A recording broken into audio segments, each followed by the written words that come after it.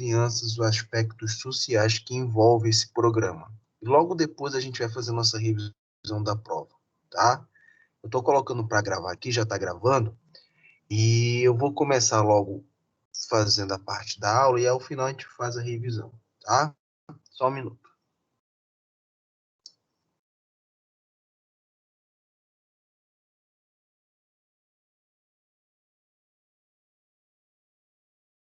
Vocês estão conseguindo ver o slide, gente? Sim ou não?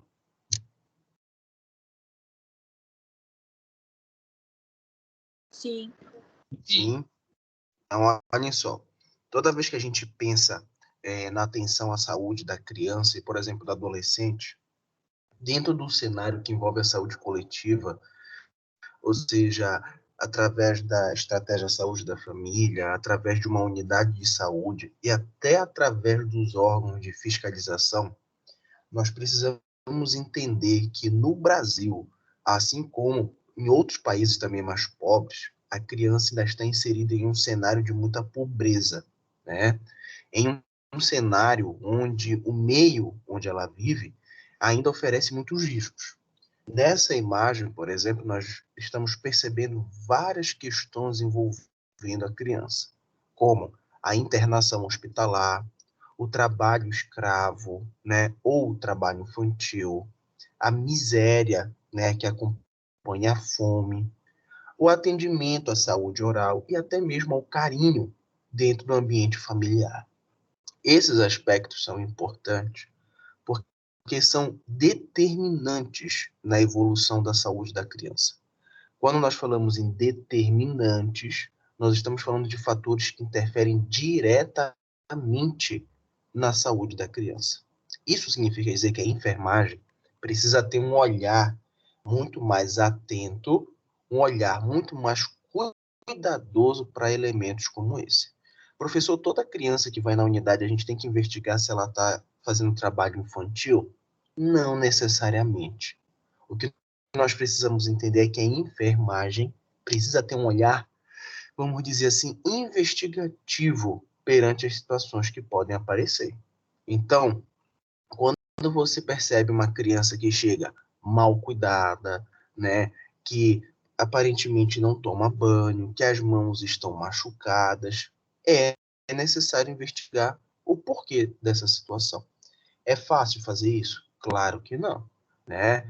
O fato da enfermagem ainda ter um fluxo muito grande de atendimento, o fato da enfermagem ser limitada em alguns aspectos, faz com que a gente realmente não tenha essa possibilidade de acompanhar esses intuitos investigativos, né? Quando essa criança ela chega numa unidade de saúde para a gente, né, ela vai efetivar, por exemplo, o programa de saúde da criança e do adolescente, nós temos como principal programa associado à criança o Programa Nacional de Imunização. Né? Hoje é um exemplo no mundo todo, já falamos às vezes sobre isso, e lógico que nós precisamos entender que esse não é o único programa associado à saúde da criança. Né? Nós temos outros caracteres, nós temos outras questões que precisam ser pontuadas. Vamos ver aqui essas questões. Bom, primeira coisa importante, educação em saúde na família e na comunidade. A enfermagem ela já é conhecida, né, como uma profissão que envolve muito o processo educativo. Quando nós realizamos a consulta da criança e do adolescente, é lógico que os pais e ou responsáveis, eles se encontram presentes naquela situação.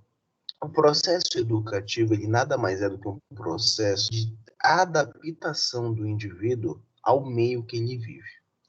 Então, a gente procura, respeitando sempre as questões culturais, né, e econômicas da família, a aprender novos hábitos ou, na verdade, aprimorar alguns hábitos em saúde, para que elas possam desenvolver, por exemplo, atividade de lavagem das mãos antes de comer, sobre a boa preparação de alimentos, isso de maneira geral. Por que que hoje nós estamos fazendo educação em saúde diretamente com crianças. Por que a gente está indo muito para a escola? Isso, lógico, né? Um pouco antes da pandemia, e a gente quer ensinar a criança a lavar a mão, a, sei lá, lavar a comida e coisas do tipo. Porque o adulto, ele é um indivíduo mais difícil da gente modificar os seus hábitos já adotados.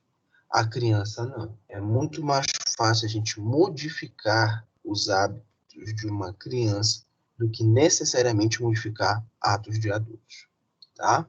É necessário uma participação de todos na identificação, condução e resolução dos problemas de saúde dessa família. Então, gente, quando a gente pensa no contexto familiar, nós não podemos olhar para a criança apenas como um ser biológico, né? A gente não pode pensar em somente febre, nós não podemos pensar apenas em dor ou coisas do tipo. Nós precisamos pensar naquilo que é essencial, que é o conceito geral da OMS: equilíbrio biológico, social e mental. Dessa forma, a gente consegue fazer uma abordagem muito mais holística do que essencialmente nós faríamos. Essa nossa abordagem, ela precisa ser muito mais atenciosa, especialmente com os menores de 5 anos de idade. Por quê? Porque Freud já dizia que o desenvolvimento da personalidade e de alguns elementos na criança ocorre principalmente entre 0 e 3 anos de idade. Isso significa dizer que é uma idade extremamente importante para a formação do ser. Se essa criança menor de 5 anos vivencia, nesse período, atos de violência, se ela vivencia um ambiente que é pouco cuidadoso, se ela vivencia um ambiente onde não há respeito, é logicamente que a tendência de desenvolver alguns elementos negativos é muito maior, tá?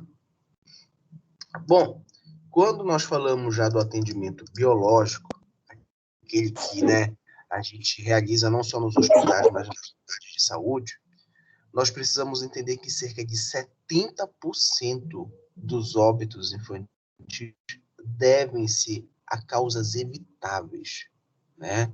Ou seja, a maioria dos problemas que levam crianças e adolescentes à morte, eles podem ser prevenidos, né?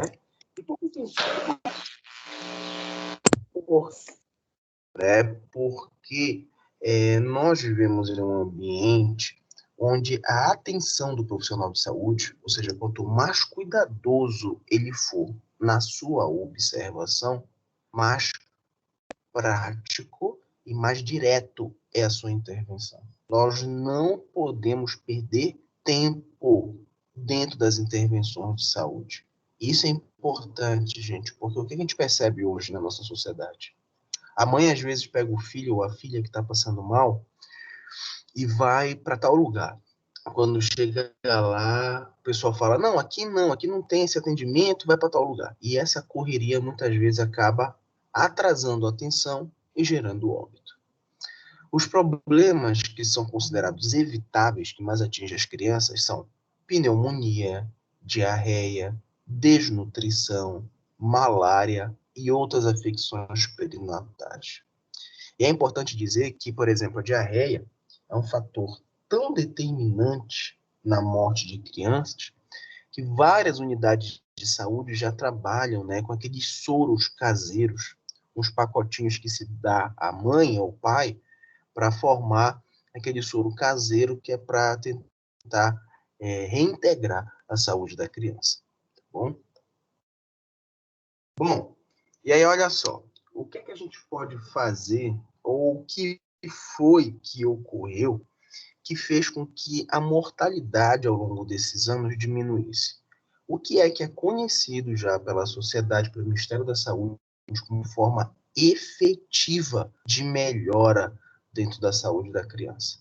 São, por exemplo, o controle durante o pré-natal, que evita, por exemplo, as infecções perinatais, o estímulo ao aleitamento materno, a ampliação da cobertura vacinal, a importante queda de fecundidade observada no país nos últimos 15 anos. E o que tem a ver a fecundidade, né, gente?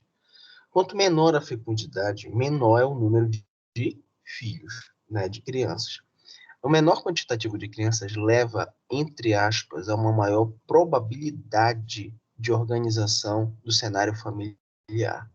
É muito mais fácil um pai e uma mãe sustentar um filho do que sustentar 10 filhos, né? Então, a diminuição da fecundidade leva a uma maior atenção do grupo infantil, o que ajuda, logicamente, né, a ter melhores serviços de saúde, a uma atenção alimentar melhor, entre outros, tá? Só para a gente ter ideia, né, como eu falei para vocês, isso são problemas evitáveis. Vejam só quanto o Brasil gasta com internações hospitalares infantis. Olhem só. Os gastos efetuados com as internações e óbitos pelo SUS em menores de 5 anos é, em média, de 660 milhões de reais que a gente gasta por ano. É um valor altíssimo, é um valor que poderia ser reduzido na sua grande parte, mas que, infelizmente, pelo cenário que nós temos ainda, nós não conseguimos modificar essa realidade, tá? Bom, gente, aqui nós temos um quadro que mostra as principais causas, né, desses óbitos e até mesmo das internações.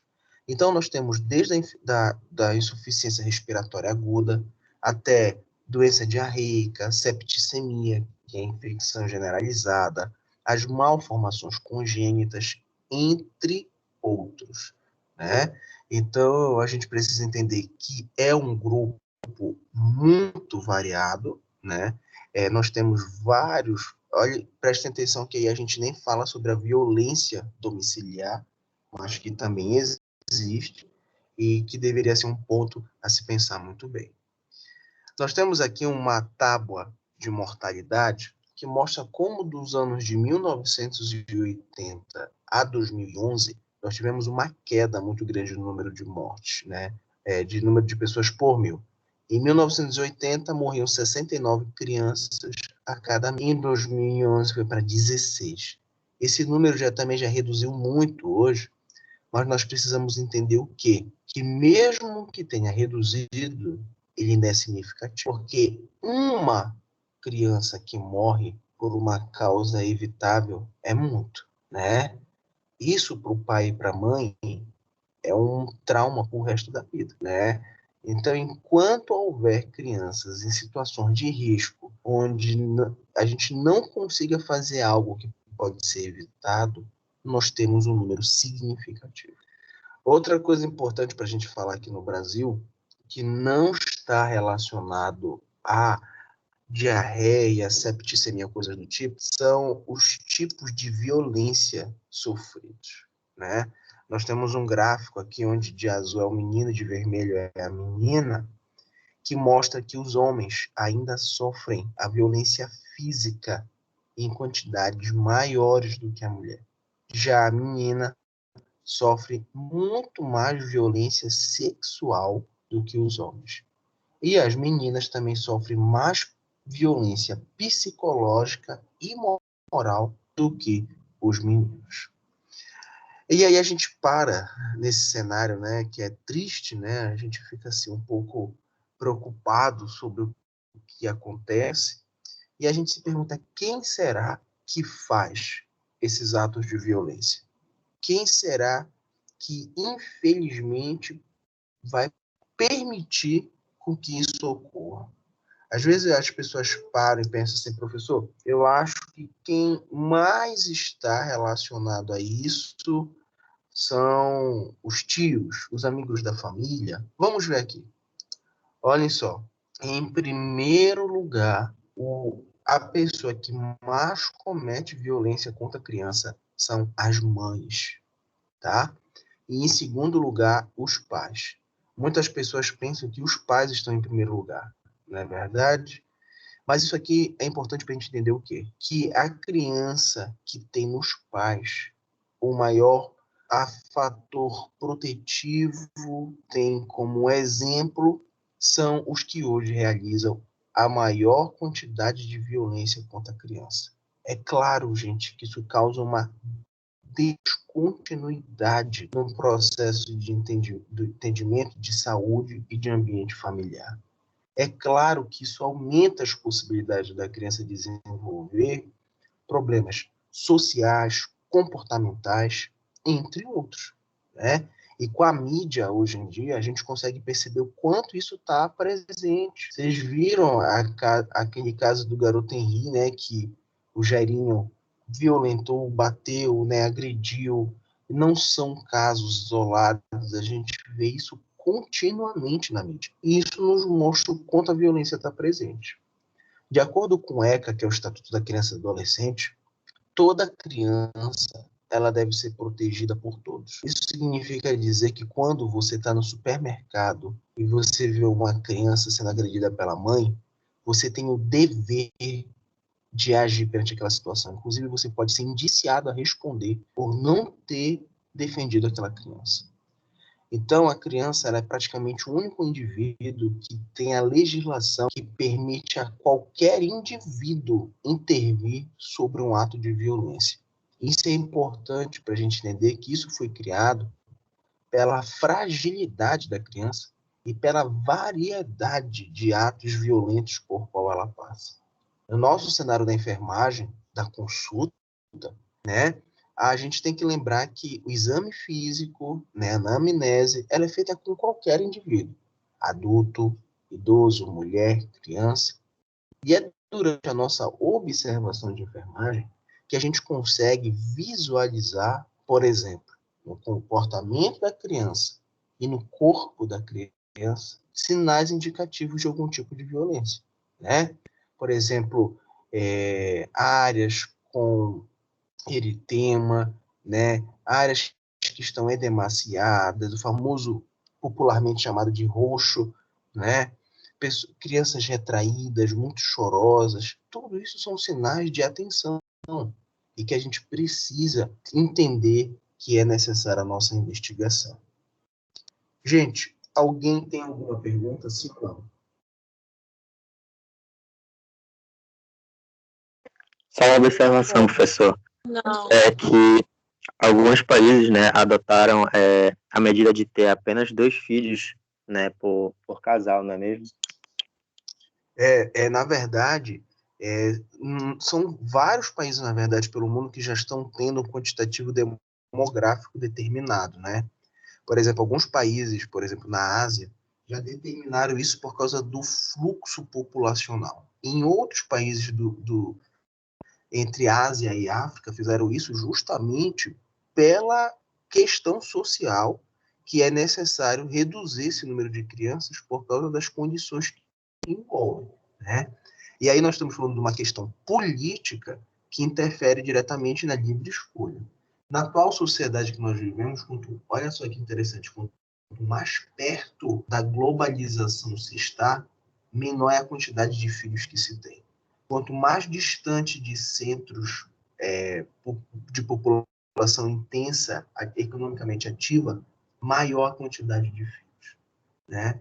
Então, realmente, muitos países estão limitando já o número de crianças que as pessoas podem ter. Certo? Gente, olhem só. Eu tinha mandado uma mensagem para o grupo, né, dizendo que eu não estava muito bem, começar até depois. Peço desculpa para vocês, mas eu também continuo assim. Então, nós vamos finalizar agora, né, já finalizamos a saúde da criança. Eu queria que vocês pegassem, se vocês quiserem, logicamente, um papel, uma caneta. Eu estou com a prova de vocês aberta aqui. Então, nós vamos comentar cada questão. Não se preocupe que está sendo gravado, ou seja, depois vocês podem acompanhar. Então, é logicamente também que eu não vou espelhar. Eu vou aqui abrir e aí eu vou fazendo os comentários relacionados a tudo, tá bom? Só um minuto, por favor.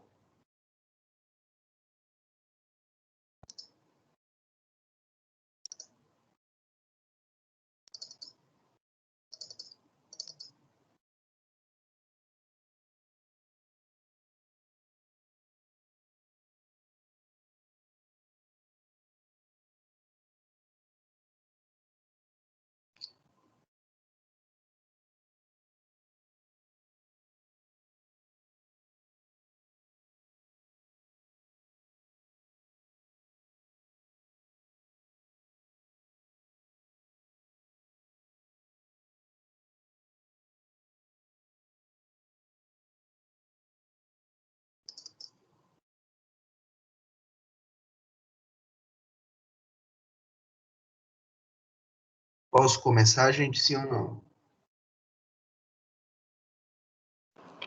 Sim. Então vamos lá, gente. Primeira questão de vocês fala sobre a estratégia saúde da família. O que é importante a gente entender dentro dessa questão? Estratégia saúde da família foi um meio criado para que a gente pudesse acompanhar o indivíduo dentro do seu ambiente de moradia, né? Não levando em consideração apenas adultos, mas idosos, mulheres, crianças, entre vários grupos.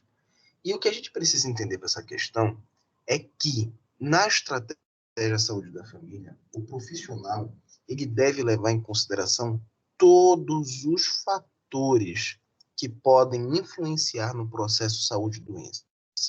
Esses fatores são saneamento, violência social, característica cultural, característica epidemiológica, mental, né? E aí a gente precisa entender o seguinte: quando a gente vai fazer essa observação, nós não podemos olhar para essas características como se elas fossem individuais, por exemplo, se elas não se interligassem. A verdade é que a gente não pode fazer esse tipo de observação. E devemos entender que todos os problemas ou fatores que interferem no processo de saúde e doença estão interligados entre si. Eu não posso olhar apenas para a saúde mental. Eu não posso olhar apenas para o saneamento básico. Eu preciso olhar para tudo de forma coletiva e harmônica. Entenderam a primeira questão, gente? Sim ou não? Professor, eu não entendi. Acho que é porque a minha conexão tá um pouco ruim. Eu entrei fazendo os segundos também. Tá.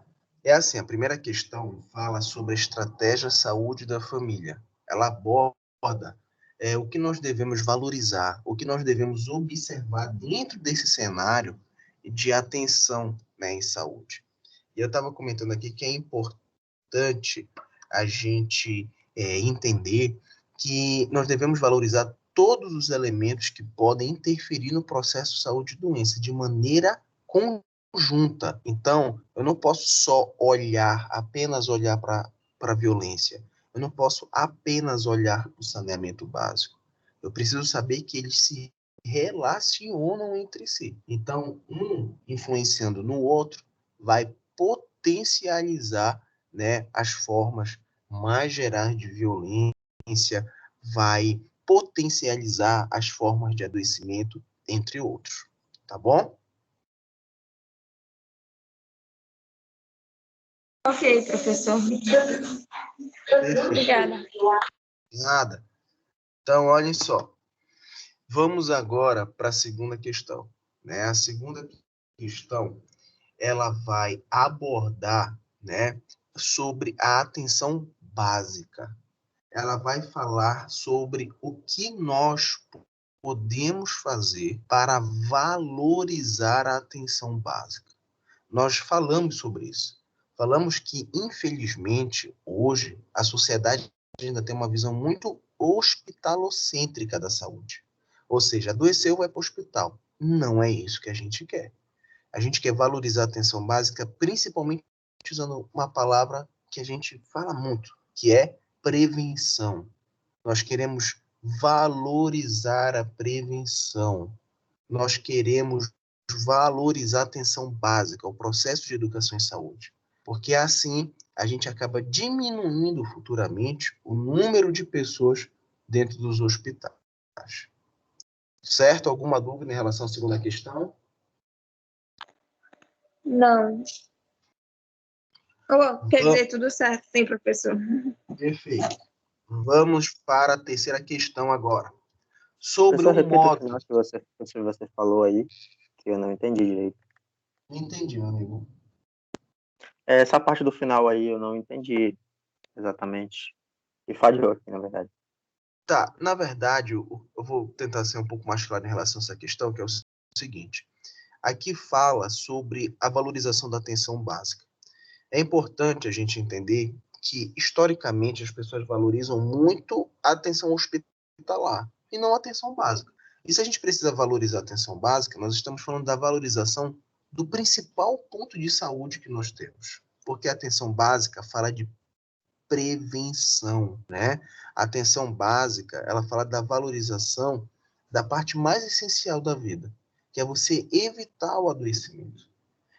Então, por exemplo, são medidas de valorização, por exemplo, vamos dizer, valorização profissional, quebra do padrão hospitalocêntrico, né? A potencialização dos serviços de saúde, entre outros. Tá bom? Posso Ok, continuar? professor. Perfeito. Então, olhem só, gente. A terceira questão de vocês fala sobre um modo de transmissão da hanseníase, tá? Lembrem-se que a hanseníase ela é uma doença contagiosa, que é necessário um contato íntimo e prolongado para a contaminação. Ninguém adoece de hanseníase por ficar alguns segundos ou minutos perto de um indivíduo, entendeu?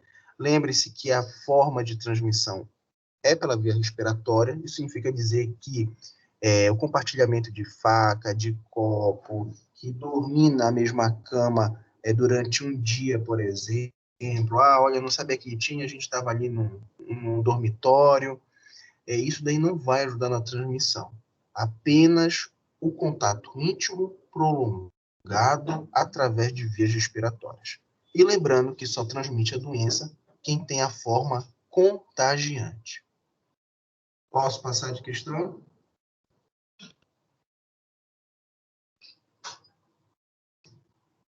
Professor, Diga.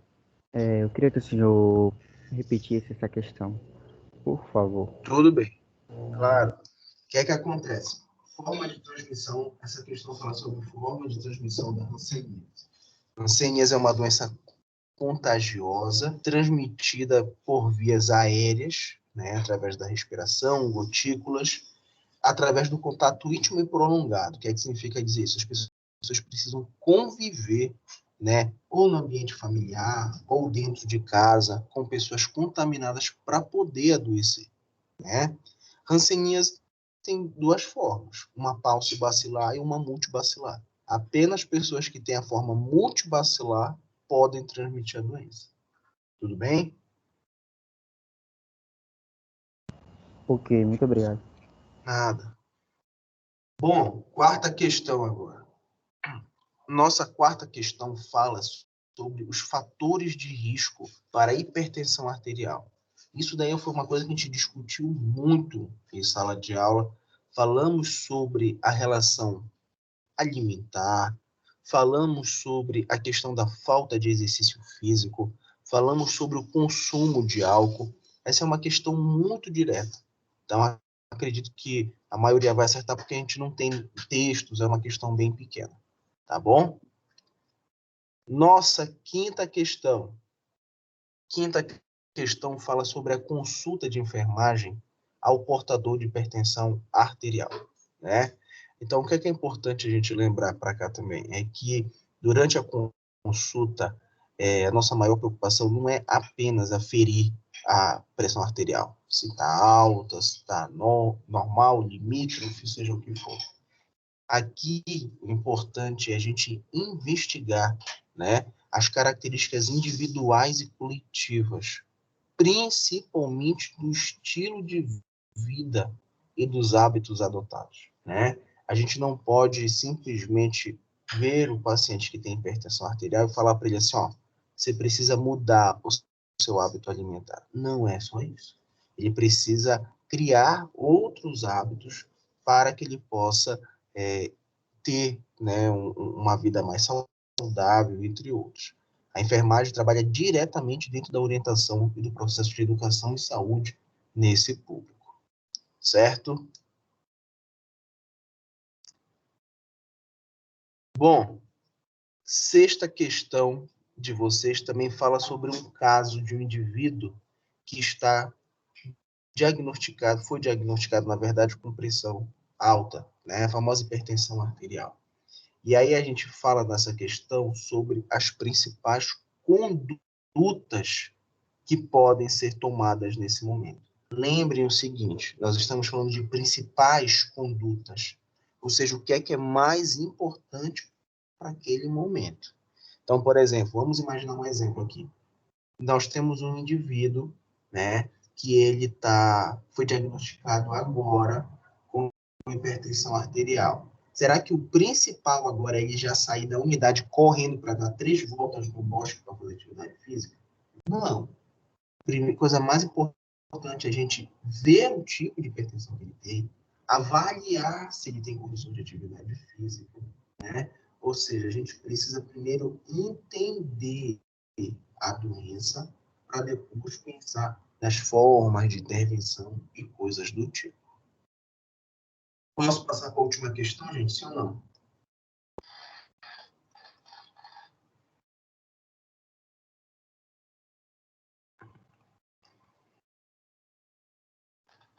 Posso passar, gente? Ok, professor, pode passar. Sim. Perfeito. Nossa última questão também faz uma abordagem sobre as orientações de consulta que envolvem a hipertensão e o diabetes, né? Falam sobre o hábito da prevenção. Foi outra questão que a gente comentou muito em sala de aula. Como prevenir, né? Vamos dizer, hipertensão arterial e o diabetes. Vocês lembram que durante a aula, até perguntei para vocês assim várias vezes, gente, quem aqui faz atividade física? Aí o pessoal até falou, eu corro, eu faço academia. Eu falei, gente, como é que é a alimentação de vocês? A gente sempre se pontuou muito sobre isso. Não existe, preste atenção nisso. Nós não realizamos, não esqueçam, nós não realizamos prevenção de diabetes e de hipertensão com o uso de medicamento. O uso de medicamento já é intervenção sobre o agravo. Então, prevenção de diabetes e hipertensão é realizado com orientação de educação e saúde, é realizado com hábito alimentar, é realizado com atividade física semanal. Professor, é preciso a gente correr 100 quilômetros todo dia? Não. Lembre o que eu falei para vocês. Atividade intensa só pode ser realizada depois de avaliação médica. Orientação para quem tem hipertensão arterial é realizar caminhada. Corrida só se for permitido. Mas a caminhada é o exercício físico mais indicado para essas situações. Certo, gente? Alguma pergunta, sim ou não? Não. Então, olhem só, gente. Durante a prova de vocês, eu não faço pegadinha, tá? São questões bem diretas, mas tenham atenção mesmo assim, tá? Leiam as questões com muita calma. Às vezes vocês acabam se confundindo e erram por besteira, tá? Lembrem-se que uma outra coisa importante também, como o primeiro conteúdo da primeira avaliação, quem passou foi a professora Elisângela, quem for fazer segunda chamada ou verificação final, é só o meu conteúdo de prova, tá? Que é hanseníase, saúde pública, que envolve estratégia de saúde da família e NASF, diabetes e hipertensão. Tá bom, gente? Tá bem, prof. Então, gente, uma boa prova. Professor, Tá? Diga, eu vou fazer segunda chamada, eu não entendi direito o que foi que o senhor falou sobre isso. O senhor poderia repetir? pode. A segunda chamada vai envolver só o nosso conteúdo da segunda avaliação. Ah, entendi, tudo bem. Então, no caso, aquela parte que a professora Elisângela deu não vai cair, no caso, né? Não vai cair, não. Tá, tudo bem, então, obrigado. Nada. Bom, gente, então, obrigado aí pela presença de vocês. Se alguém tiver alguma dúvida, pode me procurar pelo WhatsApp, pode pedir aí pelo Arley para falar comigo. E aí, qualquer coisa, eu estou à disposição. Tá bom? Já vou colocar a gravação de vocês também na plataforma, e aí vocês já podem acompanhar por lá também a revisão. Tá ok? Tá, Obrigada, professor. Bom dia. Tá, Bom dia. professor, obrigada. Tchau, tchau. Melhoras.